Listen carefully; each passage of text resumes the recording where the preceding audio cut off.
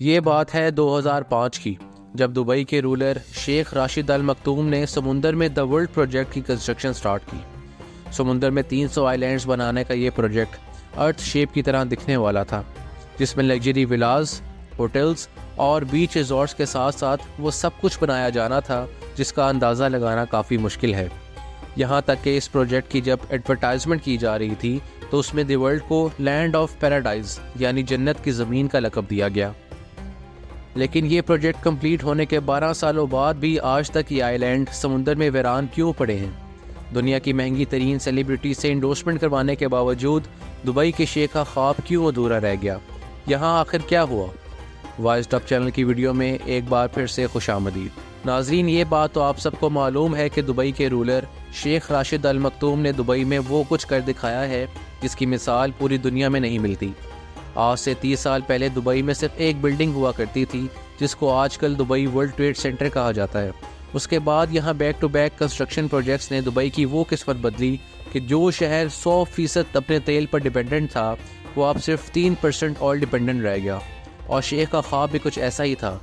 दुनिया की सबसे ऊंची बिल्डिंग बुर्ज खलीफा से लेकर दुनिया के पहले और आखिरी 7 स्टार होटल बुर्जुल अरब, दुबई का कोना कोना वर्ल्ड क्लास लग्जरी से भरा पड़ा है। जब दुबई के पास मेगा प्रोजेक्ट्स बनाने के लिए ज़मीन कम पड़ गई तो शेख ने रुख किया समुंदर का। बात है 2002 की, जब दुबई बुर्जुल अरब बनाकर वेस्टर्न टूरिज़्म अपनी जानिब अट्रैक्ट कर चुका था। दुबई के बीचेस काफ़ी ज़्यादा फेमस होने लगे थे और बात यहाँ तक पहुँची कि अब दुबई के पास बीचेस की तादाद कम पड़ गई। दुबई की कोस्ट लाइन जो सिर्फ 70 किलोमीटर पर फैली हुई थी उसको अब बढ़ाने का वक्त आ चुका था। शुरू में प्लान ये था कि दुबई के समुंदर में 3 आर्टिफिशियल आइलैंड्स बनाए जाएंगे जिसको जब स्पेस से देखा जाएगा तो उनकी शक्ल पाम ट्री जैसी होगी। सबसे पहले पाम जमीरा पर काम स्टार्ट किया गया क्योंकि शायद ये प्लान किए गए आइलैंड में सबसे छोटा था। सिर्फ पाम जमीरा की वजह से ही दुबई की कोस्ट लाइन में 56 किलोमीटर्स यानी 80% का इजाफा हुआ। कोस्ट लाइन बढ़ाने का ये आइडिया दुबई के शेख को इतना पसंद आया कि पाम जमीरा की कंस्ट्रक्शन कंप्लीट होने से पहले ही उसने पाम जबले अली और पाम डेरा पर काम शुरू करवा दिया।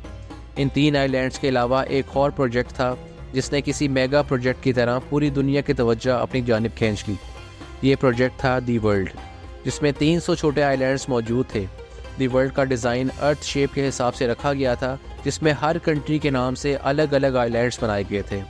2003 में द वर्ल्ड की कंस्ट्रक्शन का काम शुरू कर दिया गया, जो दुबई के साहिल से 3.5 किलोमीटर दूर समुंदर की ताबड़तोड़ लहरों को रोककर बनाया जाना था। द वर्ल्ड आइलैंड असल में दुनिया की एलीट क्लास के लिए एक प्लेग्राउंड होने वाला था।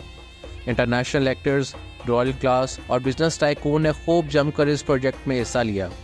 कुछ ने अपने पर्सनल इस्तेमाल के लिए यहाँ आइलैंड्स खरीदे और कुछ ने उसकी एडवर्टाइजमेंट करके अपना पार्ट प्ले किया। यहाँ पर छोटे छोटे आइलैंड्स की कीमत $15 मिलियन तक रखी गई और बड़े आइलैंड्स के तो क्या ही कहने। जिस तरह दुबई को पास्ट प्रोजेक्ट्स में भरपूर कामयाबी मिली, इसी तरह द वर्ल्ड में भी भरपूर कामयाबी मिली। कंस्ट्रक्शन कंप्लीट होने से पहले ही 2008 में 60% से ज़्यादा आइलैंड सेल हो चुके थे। लेकिन सवाल ये है कि समुंदर में रेत से बने इन आइलैंड्स की इतनी ज़्यादा कीमत क्यों रखी गई? पहली बात ये कि ये इतना आसान काम नहीं था। ठाठे मारते हुए समुंदर में एक छोटा सा आइलैंड्स बनाना भी बहुत मुश्किल होता है। यहाँ तो फिर दुबई ने 300 आइलैंड्स बनाने थे। सिर्फ एक आइलैंड बनाने में इतनी ज़्यादा रेत इस्तेमाल होनी थी जिससे एक पूरा stadium from top to bottom भरा जा सकता था। अगर पत्थरों की बात की जाए तो वर्ल्ड आइलैंड में इस्तेमाल होने वाले पत्थरों का वज़न तकरीबन 5 लाख ट्रेन इंजनों के बराबर बनता है। 9 किलोमीटर लंबा और 6 किलोमीटर चौड़ा ये प्रोजेक्ट बनाने में दुबई गवर्नमेंट को $14 बिलियन खर्च करने पड़े। इस रकम से 4 बुर्ज खलीफा या फिर 14 बुर्जुल अरब जैसे 7 स्टार लग्जरी होटल्स बनवाए जा सकते थे। लेकिन शेख को ना सिर्फ दुबई की ज़मीन बल्कि यहाँ के समुंदर से भी इनकम जनरेट करना था। यही वजह है कि शेख समुंदर में ही जन्नत की ज़मीन बनाना चाहता था। फिर ऐसा क्या हुआ कि इतना एहतमाम करने के बावजूद भी पिछले 12 सालों से ये आइलैंड वीरान पड़े हैं? द वर्ल्ड आइलैंड के फेलियर की पहली वजह इसका डिज़ाइन है। सबको यही उम्मीद थी कि प्रोजेक्ट का डिज़ाइन अर्थ मैप के हिसाब से बनाया जाएगा, लेकिन प्रोजेक्ट कंप्लीट होने के बाद मालूम पड़ा कि ये अर्थ के डिज़ाइन से काफ़ी ज़्यादा अलग है। ज़्यादातर आइलैंड्स के मैप कंट्री की शेप असल कंट्री की शेप से काफ़ी मुख्तलिफ थी, जिससे इन्वेस्टर्स को काफ़ी ज़्यादा मायूसी हुई। लेकिन सिर्फ डिज़ाइन का चेंज होना ही द वर्ल्ड आइलैंड की नाकामी का रीज़न नहीं था। 2008 में द वर्ल्ड का लॉन्च रखा गया, जिसमें पूरे दुबई को फायरवर्क से चमका दिया गया। जितना पैसा इस लॉन्च इवेंट पे फंसाया गया था वो सारे का सारा बेमकसद साबित हुआ, क्योंकि ये वो वक्त था जब वर्ल्ड को ग्लोबल फाइनेंशियल क्राइसिस ने घेर रखा था। द वर्ल्ड आइलैंड के 60% आइलैंड इस फाइनेंशियल क्राइसिस से पहले ही सेल हो चुके थे, और इस क्राइसिस की वजह से जिन एलीट ने ये आइलैंड ख़रीद रखे थे उन्होंने यहाँ कंस्ट्रक्शन का काम नहीं करवाया। वक्त गुजरता गया और इसी दौरान एक और मसला खड़ा हो गया। खाली आइलैंड आहिस्ता आहिस्ता समुंदर की नज़र होने लगे। ये नोटिस किया गया कि कई आइलैंड्स इरोजन की वजह से समुंदर के नीचे जा चुके हैं। ये खबर अपने तौर पर काफ़ी डेंजरस थी। वहीं मीडिया कवरेज का इस प्रोजेक्ट पर ट्रस्ट मज़ीद कम हो गया, जिसका नतीजा ये हुआ कि ग्लोबल फाइनेंशियल क्राइसिस ख़त्म होने के बाद दुबई के दूसरे एरियाज़ में बिजनेस तो वापस लौट आया, लेकिन वर्ल्ड आइलैंड में इरोजन की वजह से किसी ने भी अपनी किस्मत नहीं आजमाई। इंजीनियर्स और रिसर्च टीम ने जब आइलैंड इरोजन को इन्वेस्टिगेट किया तो एक और खौफनाक मामला उभर कर सामने आया। पाम जमीरा, पाम जबल अली और पाम डेरा के साथ साथ वर्ल्ड आइलैंड की कंस्ट्रक्शन में इस्तेमाल होने वाली रेत पर्शियन गल्फ से ली जाती थी, और जिस शैलो वाटर में से रेत निकाली जाती थी वहाँ पानी का दबाव बढ़ गया। इसकी वजह से समुंदर की वेव्स में काफ़ी चेंजेस नोट की गई। वेव्स में चेंजेस की वजह से ना सिर्फ आर्टिफिशियल आइलैंड्स बल्कि पूरे दुबई की कोस्ट लाइन में इरोजन देखी जा सकती थी।